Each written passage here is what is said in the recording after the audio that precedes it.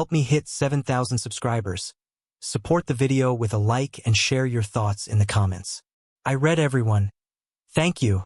My name is Caleb Turner, and for most of our 12-year marriage, I believed my wife, Marina, was the most dependable person in my life.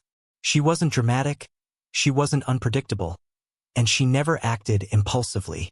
If anything, she was steady to a fault, organized, meticulous, always planning 5 steps ahead. So when she told me she had to go on a short business trip, I didn't question it. Marina worked in corporate event logistics, and travel was part of the job. Still, something in her voice that morning felt too calm, too practiced. I couldn't explain it. Her smile didn't reach her eyes, and her hug lingered like she was trying to reassure herself more than me. I brushed it off.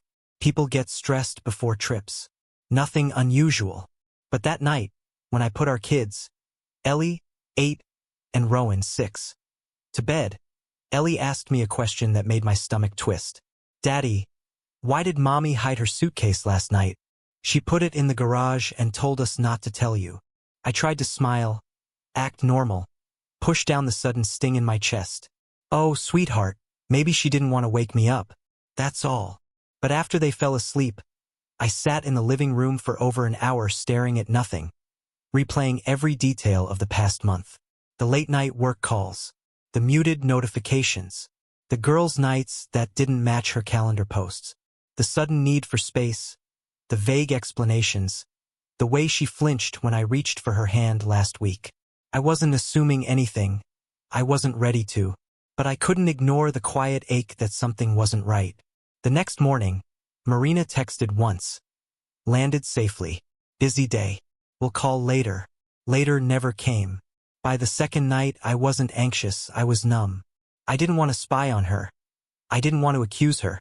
And I didn't want to become the paranoid husband she could later blame for control issues. I just wanted clarity. Truth. Something solid enough to stand on. That's when Ellie walked into the room holding her little pink tablet. Daddy, can I send Mommy a goodnight video? I miss her. Of course she could. I helped her record it. Ellie, being Ellie, tapped through the contact list and accidentally pressed something I didn't even know Marina had shared. The hotel's location link, pinned to her last message thread with Ellie. My heart didn't drop. It settled. Everything suddenly felt too quiet. Maybe the universe hands you a door when you're too afraid to build one. The next morning, I got the kids dressed, packed a small day bag, and buckled them into the car. Rowan asked where we were going. I told him the truth. We're going to surprise Mommy. Ellie squealed with excitement. Rowan clapped his hands. And I gripped the steering wheel and tried not to think at all. The drive was 2 hours. Long enough for my chest to tighten with every passing exit. Long enough for doubt to creep in. Long enough for me to question whether I was doing something irrational. But every time I considered turning around, I pictured her hiding that suitcase. And the kids deserved answers as much as I did. When we pulled up to the hotel, it was brighter than I expected. Family-friendly, open lobby, glass elevators, people walking around with coffee cups. It didn't look like the backdrop for a betrayal. It looked normal, comforting, safe. Ellie held my hand as we walked in. Rowan bounced a little with each step. At the reception desk, the clerk barely glanced up when I asked for Marina's room number. Apparently she had left permission for family to visit. Another detail that didn't match her busy work schedule. Her room was on the 4th floor.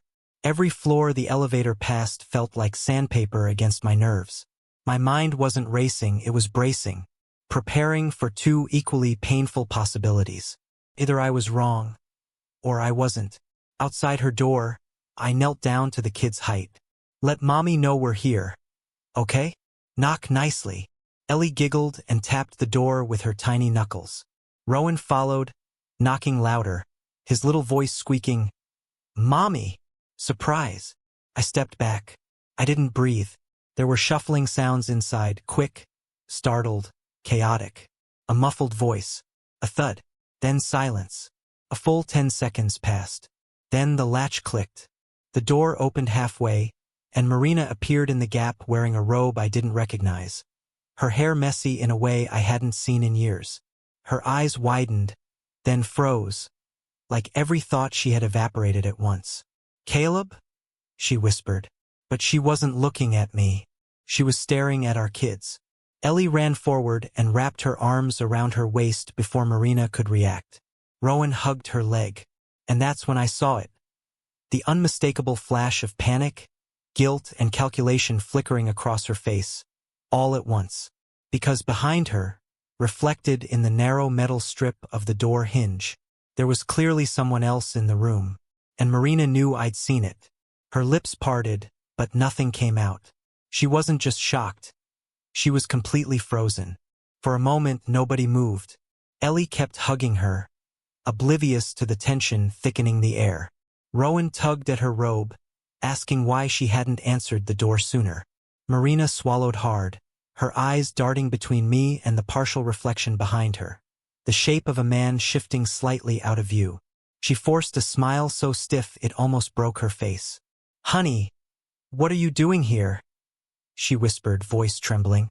I kept my tone calm. Too calm. The kind of calm that comes only after you've already accepted whatever truth stands in front of you. "The kids missed you," I said. "I thought we'd surprise you." She blinked rapidly, like she was trying to reboot her entire personality. "You, Caleb, you should have called." I didn't expect. This isn't." Behind her, another floorboard creaked. Ellie finally pulled back and looked up at her mother. "Mommy, is someone else here?" Marina froze again, a full-body stillness. Then she knelt quickly and cupped Ellie's cheeks. "Sweetheart, why don't you go sit on the little bench by Daddy?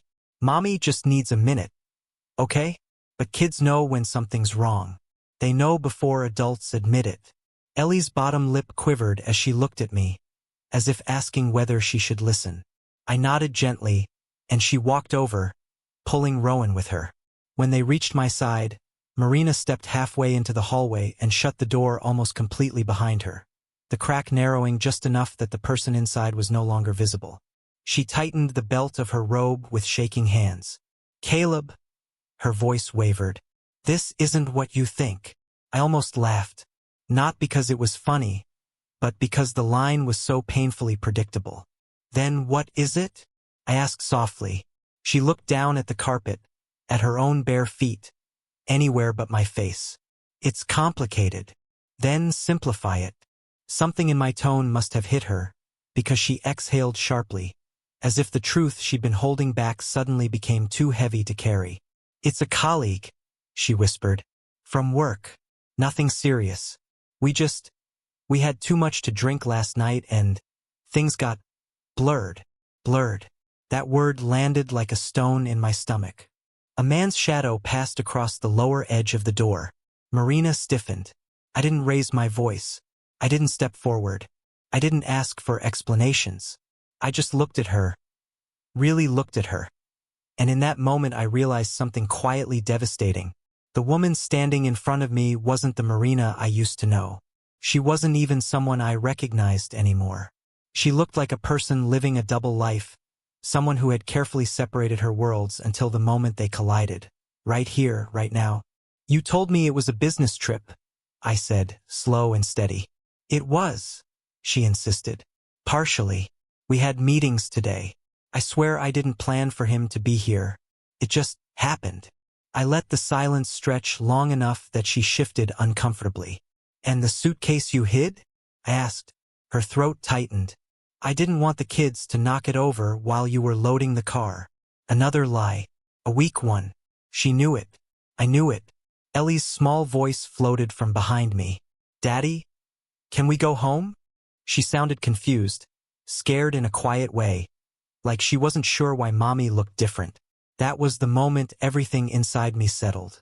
I wasn't here to fight. I wasn't here to yell or plead or bargain.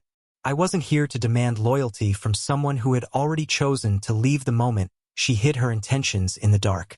I knelt beside Ellie and brushed a strand of hair behind her ear. "Yeah, sweetheart," I said gently. "We're going soon." When I stood up, Marina reached out like she wanted to touch my arm, but she stopped halfway, fingers curling inwards as if she already knew she'd lost the right. "Caleb, please," she whispered.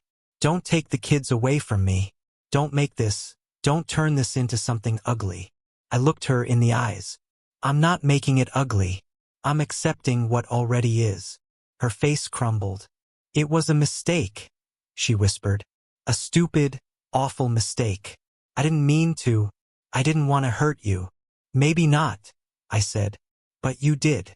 And you hid it long enough that coming clean wasn't an option until it confronted you at the door. Tears welled in her eyes, but they didn't soften anything in me. I wasn't numb anymore. I wasn't confused. I wasn't angry. I was clear. Marina pressed a hand against her chest like she was struggling to breathe. Can we talk later? Without the kids. Later, I replied calmly. I'll call you, but not here, and not like this. She looked like she wanted to say more, but behind her, the door clicked softly. The man must have moved again. Her expression collapsed in on itself. I took Ellie's and Rowan's hands. Say goodbye to Mommy, I said gently. Ellie hesitated, then stepped forward and gave Marina a small, confused hug. Rowan did too, but without understanding the heaviness around him. Marina held them both like she was holding onto a life raft slipping from her grasp. When they stepped back to my side, I nodded once. Take care of yourself, Marina. Then I turned and walked toward the elevator with our kids. I didn't look back. I didn't need to. Some endings don't come crashing down with shouting or flames. Some end in a quiet hallway, with a half-closed door and the realization that the person you trusted had already left long before you arrived. And sometimes, the clearest truth in the world is the one you never wanted to open a door to see.